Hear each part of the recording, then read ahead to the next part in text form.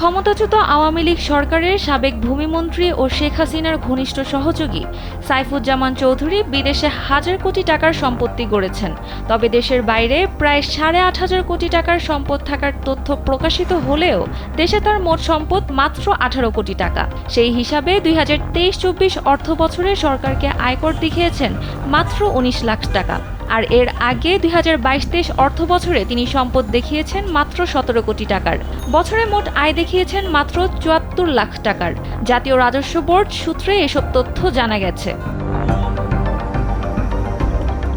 সূত্র জানায়, সাইফুজ্জামান চৌধুরী জাবেদ আয়কর নথিতে দেশে তার সম্পদ দেখিয়েছেন মাত্র ১৮,৮৫,৭৮,৯৮৫ টাকা।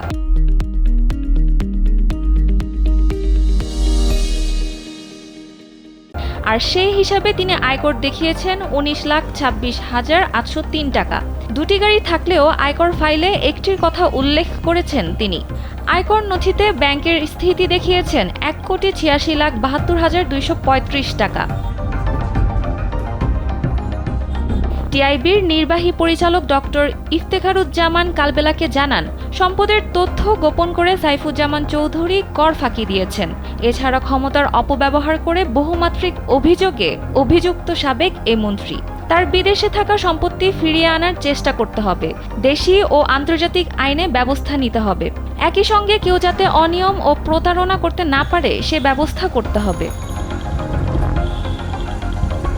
সূত্র আরও জানায়, সাবেক মন্ত্রী সাইফুজ্জামান চৌধুরী জাবেদ ২০২৩-২৪ অর্থবছরে বেতন বাবদ আয় দেখিয়েছেন ১২,৬০,০০০ টাকা।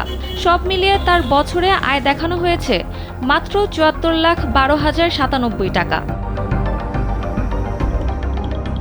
সম্প্রতি একটি আন্তর্জাতিক সংবাদ মাধ্যমের অনুসন্ধানী প্রতিবেদনে বলা হয়েছে, সাবেক এই মন্ত্রী যুক্তরাজ্যে ৩৬০টি বিলাসবহুল বাড়ি কিনেছেন, যা বাংলাদেশি মুদ্রায় প্রায় ৩,০০০ কোটি টাকার সমান।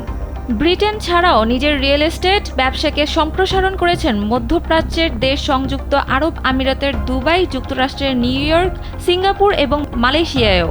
সব মিলিয়ে তিনি ৫০০রও বেশি বাড়ি কিনেছেন, যেগুলোর মূল্য প্রায় $৭০০ মিলিয়ন, বাংলাদেশি মুদ্রায় যা প্রায় ৮,৩৬৭ কোটি টাকারও বেশি।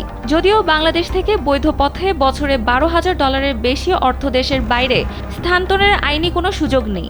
আর বিদেশে বিনিয়োগের কোনো তথ্য আয়কর নথিতে উল্লেখ করেননি সাবেক এই মন্ত্রী। সানজিদা ইসলাম, কালবেলা।